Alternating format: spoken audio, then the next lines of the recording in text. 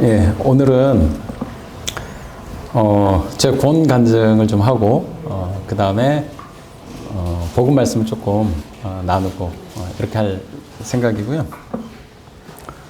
이제 저 화면에 보여지네요. 하나님께서 인생들을 부르시는, 특히 구원받게 하시는 이런 모양은 아주 그냥 통일되어 있지가 않고 각양각색인 것 같아요. 그래서 제 구원 간증이 이렇게도 한 영혼을 부르시는구나, 이런 측면에서 들으시면 좋을 것 같고요.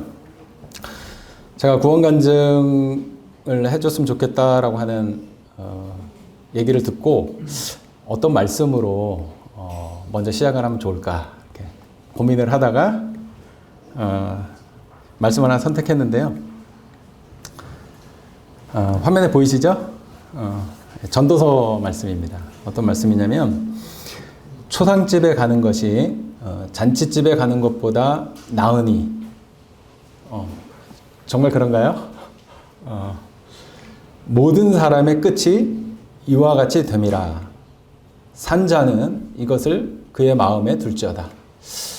아마 세상에서 사람들이 잔치집에 가는 것보다 초상집에 가는 것을 더 좋아하는 사람은 드물 것 같아요.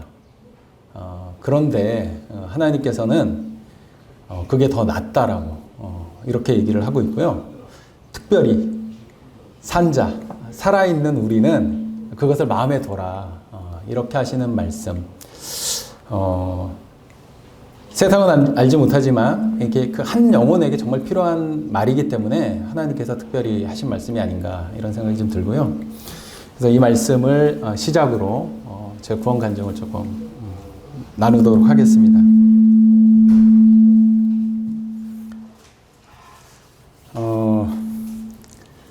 여기 7살 즈음이라고 적어놨는데, 제가 69년생입니다. 한참 어리죠? 애기죠? 69년생인데 학교는 70년 또래들하고 같이 학교를 다녔어요. 근데 연세가 있으신 분들은 저보다 더 어려운 시절을 보내셨을 것 같은데, 70년대, 80년대 요때니까 제 유년 시절에 저도 이렇게 가정 환경이 좋지는 않아서 이렇게 유복한 생활을 하지는 못했습니다. 근데 왜 하필 7살 요때를 가장 먼저 이제 구원 간증할 때 말씀을 드리느냐면, 저희 아버님이 술을 좋아하셨어요. 아주 장씨 집안 가운데서도 아주 술을 그냥 술고래라고 하실 정도로 평상시에는 되게 얌전하시고 자녀들에게도 잘 하시던 아버님께서 술만 드시면 했던 말을 또 하시고 이게 주사라고 하죠.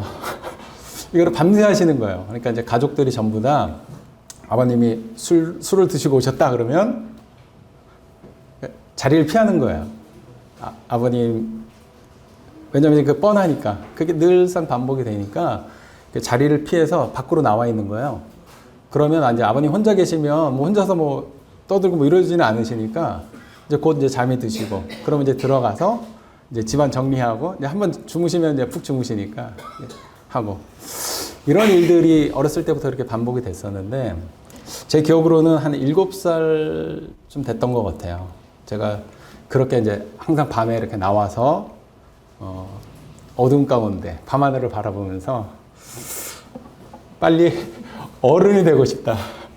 나는 이제 빨리 커서, 이제 그런 생각들을 이렇게 했던 시기가 7살, 6살, 7살 요때. 요즘에 아이들은 상상도 못할 그런 일들이었죠. 근데 요때쯤에, 근데 7살쯤에 그런 생각들을 좀 하게 된 것 같아요. 나는 빨리 어른이 되고 싶다, 이런 생각을 하다 보니까, 그때 당시는 이제 어리다라는 생각을 못 했었는데, 지금 생각하면 아주 애기죠. 여기 저보고 이제 아직 청년이다, 애기다 하셨는데, 제가 생각했을 때 제 7살 때는 지금 돌이켜보면 아주 애기죠. 근데 그때 빨리 어른이 되고 싶다라고 하는 생각을 하면서 든 생각이 뭐냐면, 어른이 되려면 어떻게 해야 되지?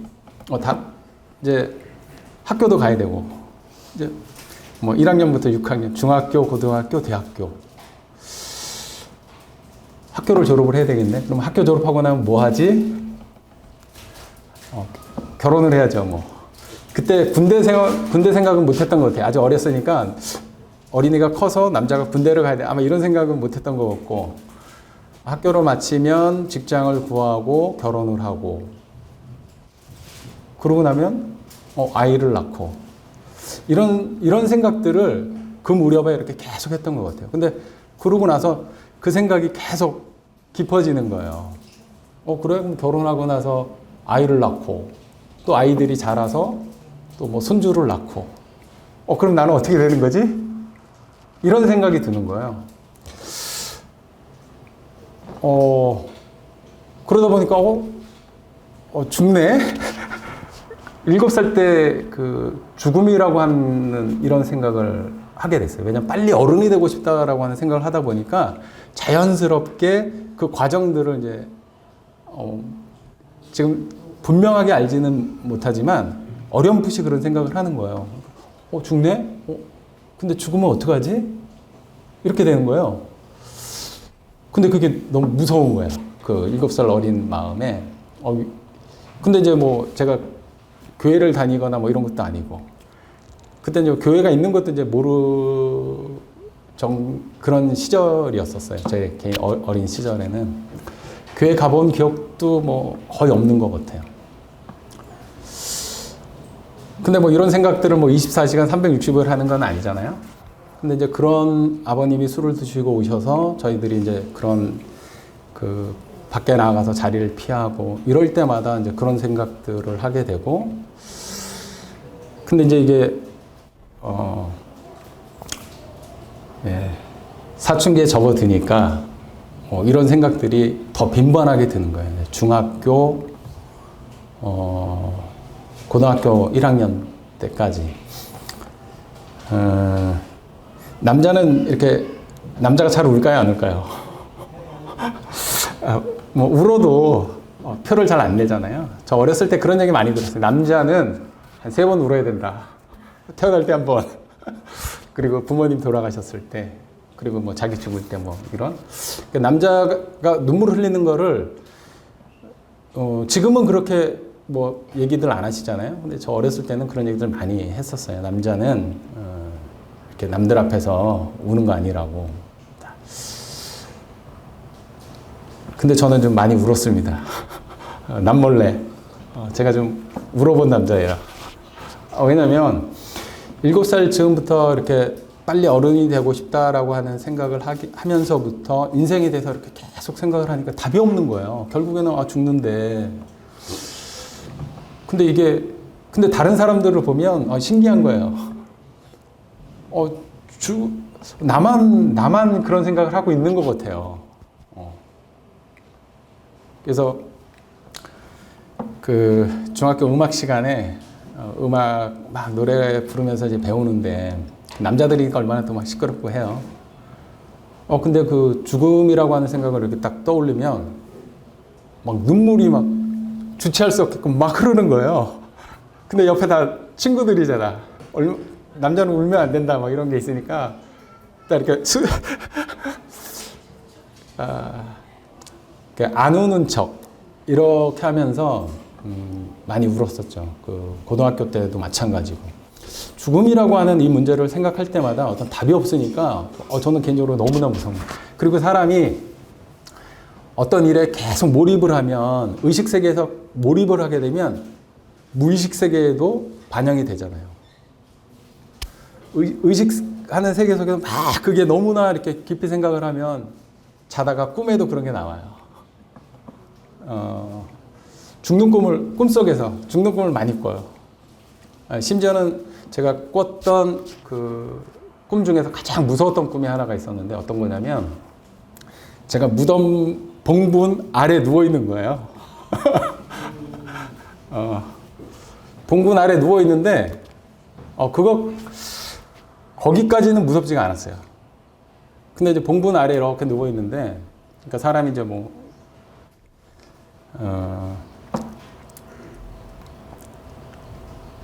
봉분 아래 누워 있는데 이제 불도저가 와가지고 봉분을 밀어버려요. 이게 평평해지잖아요. 거기다가 사람들이 건물을 짓는 거야. 막 아파트 같은 거를 높이 세우고. 그러다가 계속 시간이 흘러가는 이런 의식을 하는 거예요. 그 봉분 이렇게 무덤에 누워서. 그러다가 어느 순간에 이 자가 스스로에게서 잊혀지는 거예요. 시간이 한참 흐른 후에. 그런 걸 이제 꿈으로 꿔요. 그러니까 너무나 무서운 거예요. 자다가 벌떡 일어나. 깨가지고 누나가 옆에 누워 자는데 막 흔들어 깨웠어요, 제가. 아, 지금 잠이 오냐고. 아, 지금 죽으면 이거 어떡하냐고. 너무나 무서우니까. 그래서 누나를 막 깨워가지고, 나 죽는다고. 이거 어떡하냐고, 이거. 그 사춘기 시절에 특히 심했던 것 같아요. 그러다가 친구들이 교회 한번 가보자고 하더라고요. 제가 뭐 이런 죽음에 대한 이런 얘기들을 친구들하고 해본 적은 없어요. 그냥 이제 혼자만. 근데 이제 주변에 사람들 보면 다들 얼굴이 밝아요. 그냥 화나고 뭐 어떤 근심 걱정이 없는 거예요. 근데 제가 보는 사람의 끝은 너무나 분명한 거예요. 곧 다 죽는 거예요. 안 죽는 사람이 없어. 정주영 회장이 어디 그 다큐멘터리인가 나와서 자기는 90세까지인가 뭐 살고 싶다 뭐 이런 얘기를 한 적이 있었어요. 그분이 한 70세 좀 넘어서 돌아가셨는데 그 많은 돈 많은 이런 사람들도 죽음 앞에서는 어쩔 수가 없잖아요. 근데 당장 내 주위에 있는 사람들, 거리의 사람들을 보면 근심 걱정이 없어요. 다 이렇게 뭐 하하호하고 제가 볼 때는 뭐 나름대로의 사정들이야 있겠지만 그리고 그런 근심 걱정 하나 없이 이렇게 돌아다니는 거 보면 너무나 신기했죠. 그런 이제 사춘기 시절 지날 때 너무 막 하니까 울기도 많이 울고 편하지 않게 몰래. 근데 요즘 와서는 이제 얘기할 때 내가 좀 울어본 남자다 이런 얘기들을 이제 가끔 하는데 그때 이제 교회는 어떻게 오게 됐느냐면 친구 중에 한 명이 고등학교 1학년 때였던 것 같아요. 장로교회 다니던 친구였는데 우리 교회 한번 같이 가보자. 그래서 이제 장로교회를 갔었어요. 친구들 따라. 근데 거기서도 어떤 말씀에 대한 교제는 별로 없었던 것 같아요. 학생들만 별도로 모였었거든요. 찬송 부르고 그다음 거기는 이제 그런 그 헌금을 많이 하더라고요. 뭐 감사 헌금, 뭐 11조 헌금 또 그런 거를 누가 얼마를 했다 뭐 이런 것들을 다 얘기를 해요. 누가 감사하셔서 뭐 어떻게 했다 뭐 이런 얘기들 하시고.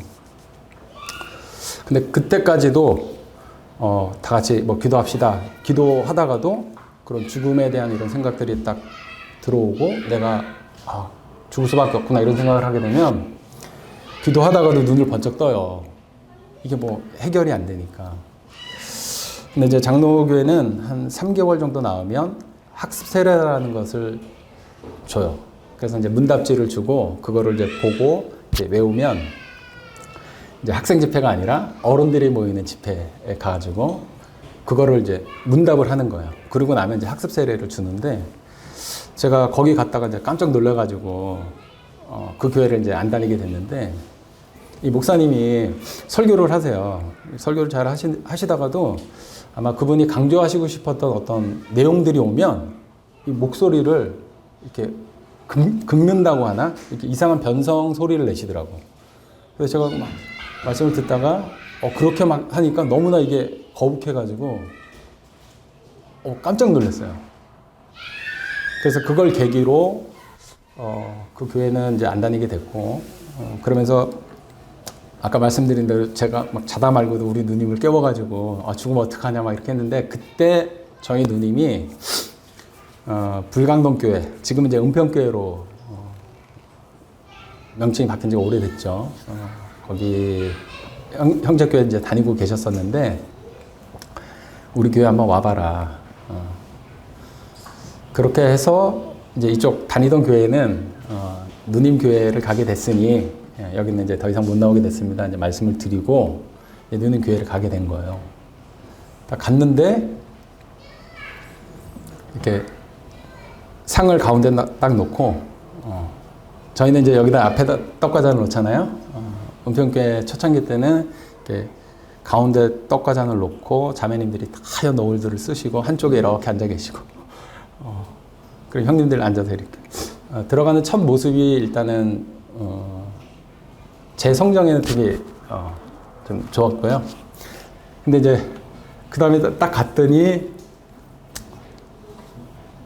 그 전에 다니던 데하고는 다른 게 뭐냐면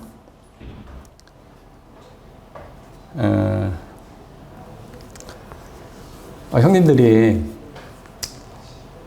말씀으로 교제를 해주시는 거예요. 성경 말씀으로. 그러니까 아마 80년대 초니까 그때까지만 해도 형제님들이 성도님들이 그 말씀에 대한 열정이 엄청나셨던 것 같아요. 새로운 사람이 왔다 이러니까 한번 붙들고 얘기를 시작하시면 1시간 반, 2시간은 그냥 기본이에요. 그러니까 제가 고등학교 2학년 그 초쯤에 이제 갔었으니까 그리고 제가 성격이 특히 어른들이 어떤 말씀을 하시면 가만히 듣는 이게 뭐 싫은 소리를 하든 아니면 뭐 꾸지람을 하든 뭘 하든 하면은 가만히 듣는 스타일이었는데 형제님들이 그러니까 새로운 사람이 이제 왔다고 생각하니까 형님들 입장에서 이제 구도자가 되겠죠. 새로운 신자가 왔으니까 그냥 붙들고 성경을 열어서 계속 말씀을 하시는 거야. 뭐 처음에는 뭐 제대로 알아듣지는 못하죠. 근데 그때 이제 가장 기억에 남는 거는 몇 말씀이 있는데 태초에 하나님이 천지를 창조하시니라. 창세기 1장 1절이잖아요. 하나님이 천지를 창조하셨구나. 이런 얘기를 저는 이제 어디서 들어본 적이 없었으니까 교회를 다닌 것도 아니고 누가 뭐 그런 말씀들을 해주지도 않았었고 그리고 지금 제가 이렇게 띄워드린 히브리서 9장 27절에 보면 한 번 죽는 것은 사람에게 정해진 것이요 그 후에는 심판이 있으리니 아까 저보고 청년이라고 그러셨는데 그보다 더 어렸을 때 이제 고등학교 1학년이니까 지금 보면 얼마나 어리겠어요? 그때 인생 최대의 그 목적이라고 해야 되나? 그때 인생 최대의 문제가 뭐였냐면 죽는 문제였었잖아요. 근데 여기 말씀 보니까 한 번 죽는 것은 사람에게 정해진 것이다. 이렇게 딱 명확하게 나와 있는 거예요. 그리고 그 후에는 심판이 있으리니. 이때부터 제가 성경에 대해서 듣기 시작했던 게 고등학교 1학년 때였던 것 같아요. 형님들이 한 번 안 치면 그리고 제가 처음 갔음에도 불구하고 예배 시간에 처음 갔거든요. 예배 후에 말씀 있죠. 오후 집회 있죠. 그리고 제가 누님을 따라서 수요 집회도 가고 그리고 이제 학생들은 학생회가 있으니까 학생회도 가고 그 모든 거를 빠지지 않고 다 갔어요. 그렇게 막 붙들고 얘기를 하는데도 가가지고 그런 얘기들을 다 들었습니다. 일단은 여기 한 번 죽는 것은 사람에게 정해진 것이요. 근데 저는 그 후에, 그 후에 심판이 있다. 무서워해야 되잖아요. 근데 저는 이 말씀이 약간 마음의 위로가 됐다고 해야 되나? 인생이 한 번 죽는 것으로 끝나는 게 아니고요. 저는 끝난다고 생각을 했기 때문에 너무나 무서웠었거든요. 근데 그게 끝나는 것이 아니구나. 그 후에 심판이 있구나. 제가 뭐 그때 들었던 말씀들을 다 이렇게 하려면 엄청 많죠. 왜냐면 성경을 거의 다 뭐 요한복음부터 시작해서 로마서, 뭐 에베소서, 히브리서 이런 말씀들을 막 여러 곳곳 그 하시면서 막 얘기들을 해주셨으니까 제가 고등학교 2학년 가을에 제가 고등학교 한 2학년 초에 교회를 가고 난 후에 가을쯤에 복음 집회가 있었는데요. 이때가 제가 구원받은 때예요. 어떻게 구원을 받았느냐면, 일단 여러 말씀들을 많이 들었잖아요. 많이 들었는데, 그냥 뭐, 어떤 특별한 생각들이 없었기 때문에 하시는 말씀들을 그러니까 이렇게 잘 들은 거죠. 주의 깊게. 들었는데, 이 가을 그 복음 집회 때, 강사님이 오셔가지고, 그런 말씀을 하시더라고요. 그 예화도 제가 그 전에 이미 들었던 예화예요. 어떤 예화냐면, 물에 빠진 사람을 어떤 사람이 건져내요. 건져내면 이 건져낸 사람은 건짐을 받은 사람이냐 아니냐 이렇게 물어보시는 거야. 그럼 당연히 건짐을 받은 사람이잖아요. 그리고 이 사람이 물이 다 죽게 생겼는데 이렇게 구원을 해냈으니까 이 사람은 구원 받은 사람이지 않느냐 이렇게 물어보시는 거예요. 근데 너무나 당연한 얘기 이미 알고 있었고, 근데 그 얘기를 하시는데 물에 빠진 사람이 물에서 누군가가 이렇게 건져내서 이렇게 건져 놓으면 이 사람은 당연히 건짐을 받은 사람이잖아요. 근데 이 사람은 구원받은 사람이 아니야. 이렇게 딱 물어보시는데 제가 구원받은 사람이죠. 그러면서 그런 생각을 했어요. 주님께서 이 땅에 오셨다라고 하는 이 역사적인 사실은 부인할 수가 없잖아요. 이 세상에 어느 누구도 그 사실 자체를 부인하진 않으니까. 근데 그분이 하신 말씀들이 그분이 역사 속에 오셨고 우리가 쓰는 뭐 연도라든가 이런 것들 다 마찬가지고. 근데 그분이 하신 말씀이 그러니까 그분이 오신 게 사실이고 그분이 하신 말씀들이 사실이면 이 물에 빠진 사람이 건져져서 살림을 받은 것처럼 이 인생이 예수님께서 십자가에 죽으시고 왜 죽으셨는지 성경에 기록이 되어 있잖아요. 이게 지금 이분들이 말씀하시는 제가 이제 막 형제 자매님들로부터 들은 말씀들이 사실이라고 하면 나는 구원받은 사람이겠다 이런 생각이 드는 거예요. 그리고 이분들이 하시는 말씀들이 허황된 얘기를 하는 것이 아니라 이루어진 사실에 대해서 증거를 하고 계시는구나 이런 생각이 딱 드니까 그동안 막 들었던 말씀들이 막 기억이 나고 하면서 마음속에 확 들어오는 거예요. 그러니까 예수님께서 십자가에 왜 죽으셨는지 그리고 단번에 그 죽으심으로 세상의 죄를 온전히 사시고 다시는 그 제사 드릴 것이 없다. 이런 일들이 다 사실이다라고 하면 나는 내 상태는 지금 어떤 상태인 거지? 이미 다 이루어진 사실이구나라고 하는 누가복음 그 1장에도 보면 데오빌로 각하에게 보낸다라고 할 때 우리 중에 이루어진 사실에 대해서 내가 기록한다라고 이렇게 하면서 서신이 시작이 되잖아요. 그래서 제가 그동안에 저는 구원을 빨리 받은 편이에요. 들은 말씀들이 한 6개월 정도뿐이 안 되거든요. 그 기간으로. 제가 막 교회를 몇십 년 다녔거나 이런 것이 아니라. 그러니까 그동안에 형제 자매님들이 성도님들이 말씀하시는 이 말씀들이 역사 가운데 이루어진 사실이구나. 이걸 딱 받아들이는 순간에 제가 들었던 모든 말씀들이 막 생각이 나고 마음에 믿어지는 거예요. 그래서 히브리서 9장 12절에 보면 그때 형제자매를 통해서 이렇게 많이 들었던 말씀 제가 몇 구절을 좀 소개를 좀 해드리겠습니다. 염소와 송아지의 피로 하지 아니하고 오직 자기의 피로 영원한 속죄를 이루사 단번에 성소에 들어가셨느니라. 오직 그리스도는 죄를 위하여 한 영원한 제사를 드리시고 하나님 우편에 앉으사 또 10장 17절에 또 그들의 죄와 그들의 불법을 내가 다시 기억지 아니하리라 하셨으니 이런 말씀들을 늘 듣던 말씀들인데 이런 말씀들이 들어오면서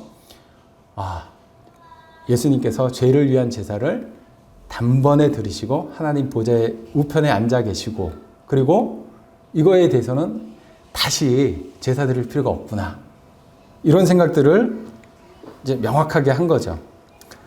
잘 아시는 말씀이지만 요한복음 3장 16절에도 하나님이 세상을 이처럼 사랑하사 독생자를 주셨으니 이는 그를 믿는 자마다 멸망하지 않고 영생을 얻게 하려 하심이라. 14장 6절에 예수께서 이르시되 내가 곧 길이요 진리요 생명이니 나로 말미암지 않고는 아버지께로 올 자가 없느니라. 11장 25, 26절에도 보면 예수께서 이르시되 나는 부활이요 생명이니 나를 믿는 자는 죽어도 살겠고 무릇 살아서 나를 믿는 자는 영원히 죽지 아니하리니 이것을 내가 믿느냐. 고린도전서 15장 3절 4절에 보면 내가 받은 것을 먼저 너희에게 전하였노니 이는 성경대로 그리스도께서 우리 죄를 위하여 죽으시고 장사 지낸 바 되셨다가 성경대로 사흘 만에 다시 살아나사. 로마서 10장 9절에서 10절 내가 만일 내 입으로 예수를 주로 시인하며 또 하나님께서 그를 죽은 자 가운데서 살리신 것을 내 마음에 믿으면 구원을 받으리라. 사람이 마음으로 믿어 의에 이르고 입으로 시인하여 구원에 이르느니라. 에베소서 2장 너희는 그 은혜에 의하여 믿음으로 말미암아 구원을 받았으니 이것은 너희에게서 난 것이 아니요 하나님의 선물이라. 행위에서 난 것이 아니니 이는 누구든지 자랑하지 못하게 함이라. 이 들었던 말씀들이 생각이 나고 하면서, 그러니까 이게 사실이다라고 하는 것을 딱 인식하는 순간에 그동안에 내가 들어왔던 모든 말씀들이 막 이렇게 생각이 나는 거예요. 그러면서 사람이 어떤 행위로 받는 구원이 아니잖아요. 내가 뭘 해서가 아니라 주님께서 이뤄 놓으신 일을 마음에 믿으면, 이거 하나잖아요.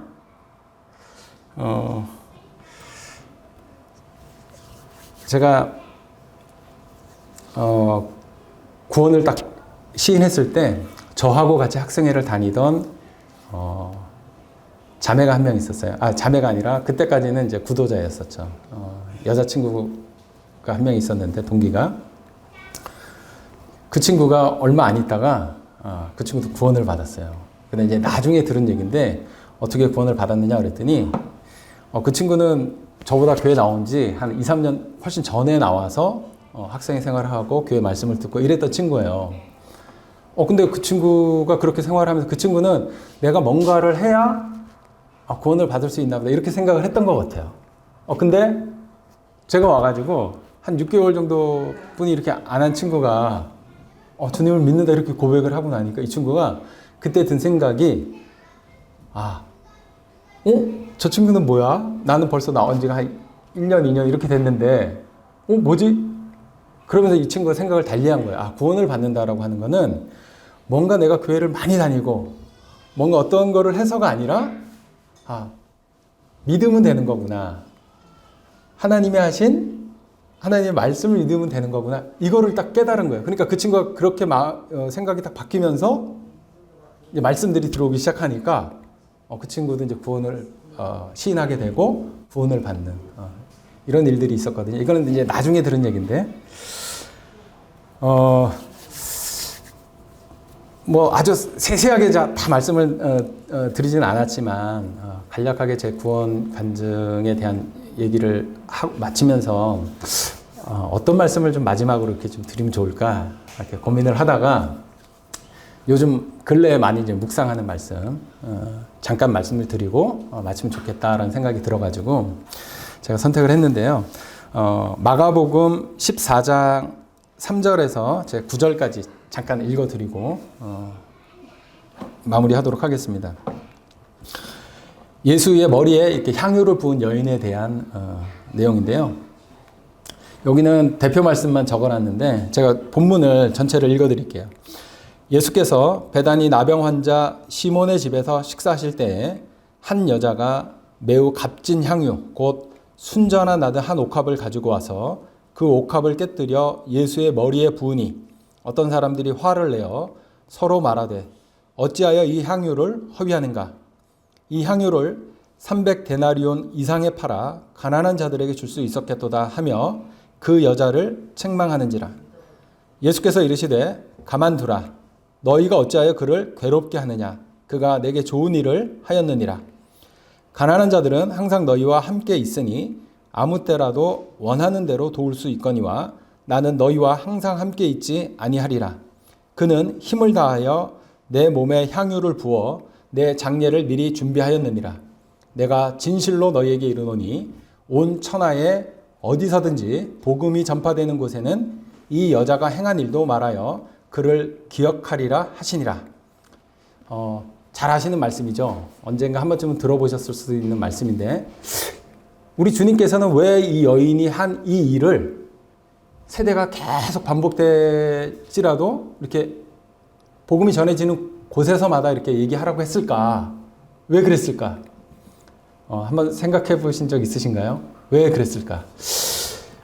제가 근래 이제 많이 묵상이 돼가지고, 첫 번째는 십자가의 죽음이라고 하는 것을 생각했을 때 다른 사람들이 어떤 모습을 보였을까?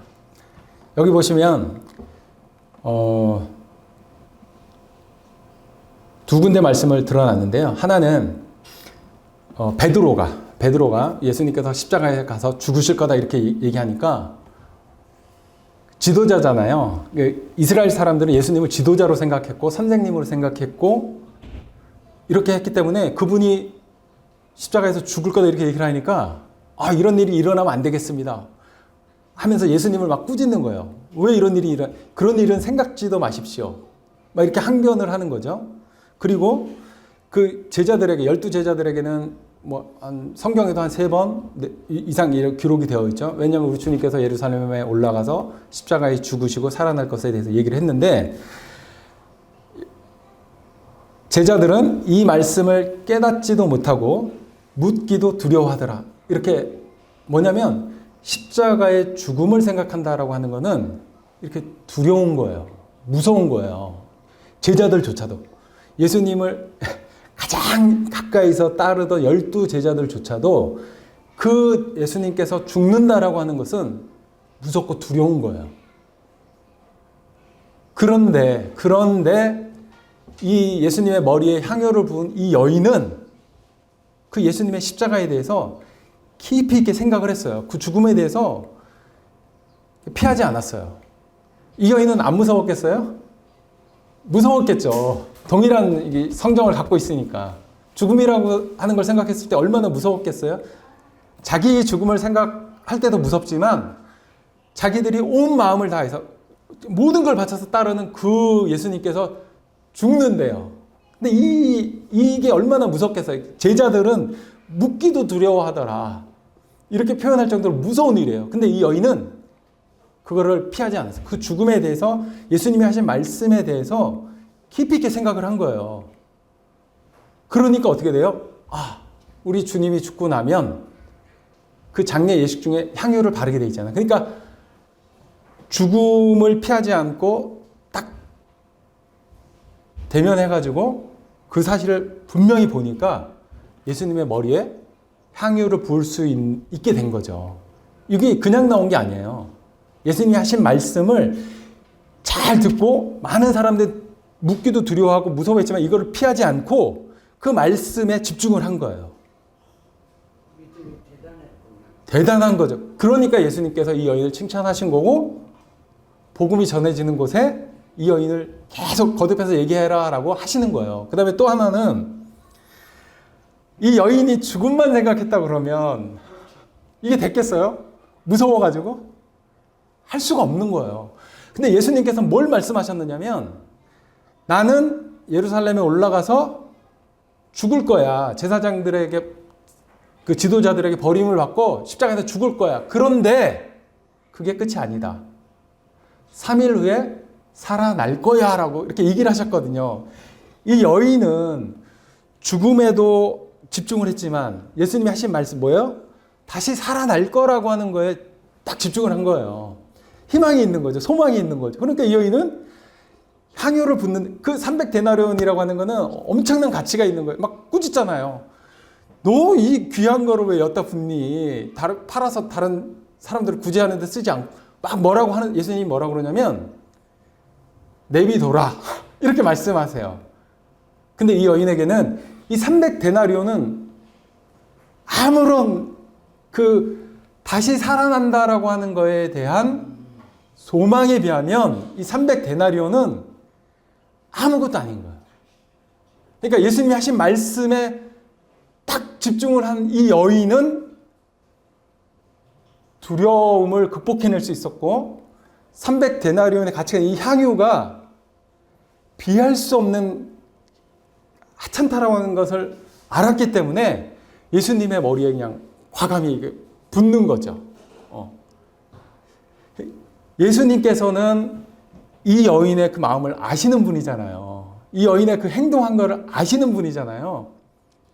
이 여인이 뭘 바라고 머리에 향유를 부었는지를 아시는 분이니까 이 여인을 칭찬하시고 복음이 전해지는 곳마다 이 여인의 이 행한 일이 전해지라고 이렇게 얘기를 하신 거라고 저는 분별이 돼요. 그러면서 제가 참 감사가 됐던 거는 뭐냐면 우리 주님께서 십자가 길을 가실 때 세상에 몰랐어요. 제자들도 몰랐고 어느 누구도 알아주지 않았어요. 근데 이 여인만이 알아줬어요. 우리 주님께서 뭐라고 그러시냐면 이 여자가 내게 좋은 일을 했다. 이렇게 말씀을 하세요. 저는 우리 주님께서 어느 누구에게 이 사람이 나한테 좋은 일을 했다. 내게 성경에 한번 찾아보세요. 사람을 향해서 이 사람이 내게 좋은 일을 했다. 이렇게 얘기한 예가 저는 못 찾겠어요. 한번 찾아보세요.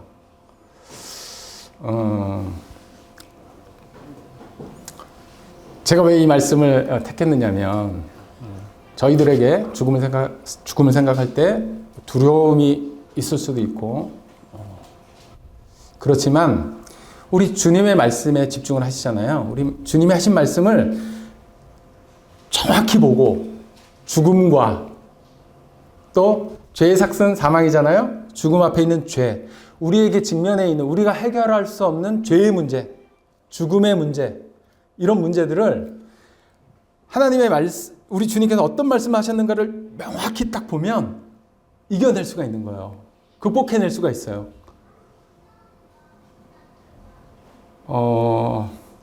그래서 이 여인처럼 지금 여기 계신 많은 분들께서 우리 주님께서 하신 말씀을 이렇게 심령에 두고 죄의 문제와 죽음의 문제를 피하려고만 하지 않고 딱 직면한다 그러면 우리 주님께서 정말 그 말씀이 그 속에서 믿어지게 살아 움직이게 이렇게 하실 거라고 하는 믿음이 있기 때문에 이 말씀을 좀 나누고 싶었고요. 여기 마지막 밑에 보면 예수께서 이르시되 나는 부활이요 생명이니 나를 믿는 자는 죽어도 살겠고 무릇 살아서 나를 믿는 자는 영원히 죽지 아니하리니 이렇게 말씀하셨어요. 그러면서 이것을 내가 믿느냐? 이렇게 묻고 계시죠. 이 말씀이 생각날 때마다 저는 그렇게 말씀드리면 예수님 믿습니다. 우리 주님을 믿고 우리 주님이 하신 이 말씀을 믿습니다. 동일한 그런 고백들을 하셨으면 좋겠고요. 주님께서는 지금도 예배하는 자들을 찾으시고 여기 계신 모든 분들이 우리 주님 앞에 나오시기를 바라죠. 마지막으로 한 말씀만 더 보여드리고 마치도록 하겠습니다. 시작할 때 전도서 말씀 보여드렸는데요. 마칠 때도 전도서 12장 1절 말씀. 너는 청년이 때에 너의 창조자를 기억하라. 왜 청년이라고 하셨을까? 아까 저보고 청년이다 그랬는데, 저는 처음에 이 청년이 정말 그 20대, 30, 그 청년들 이렇게 생각을 했었어요. 저 어렸을 때는. 근데 지금은 안 그래요. 왜 그러냐면, 제가 나이를 좀 이제 먹다 보니까 든 생각이 뭐냐면, 몸은 커지고 나이는 들고 이제 몸은 이렇게 늙어가고 나이가 들어가는데 마음이 그렇지 않다는 거예요. 마음은 청년의 때 그대로인 거예요. 혹시 마음이 늙으신 분 계세요? 아마 마음은 늙지 않는 것 같아요. 하나님이 그걸 아시는 것 같아요. 그래서 너는 청년의 때에 너의 창조자를 기억하라. 지금도 이 말씀을 하시는 것 같아요. 그 뒤에 뭐라고 나와 있느냐면 곧 공고한 날이 이르기 전에 나는 아무 낙이 없다고 할 해들이 가깝기 전에 해와 빛과 달과 별들이 어둡기 전에 비 온 뒤에 다시 구름이 일어나기 전에 너는 너의 창조자를 기억하라. 여기 계신 분들 다 청년이에요. 나는 나이 들어서 나는 늙어. 이게 아니에요. 이 말씀은 어떤 한 청년에게만 하시는 말씀이 아니라 우리 모두에게 하시는 말씀이거든요. 너는 청년의 때에 너의 창조주를 기억하라. 정말 그렇게 하나님을 기억하시고 우리를 위해서 십자가를 지시고 죄의 문제와 죽음의 문제를 완전히 해결하신 우리 주님을 마음에 믿고 저와 동일하게 우리 주님 안에서 나타나는 저희들이 됐으면 좋겠다는 생각이 듭니다. 잠깐 기도하고 마치도록 하겠습니다.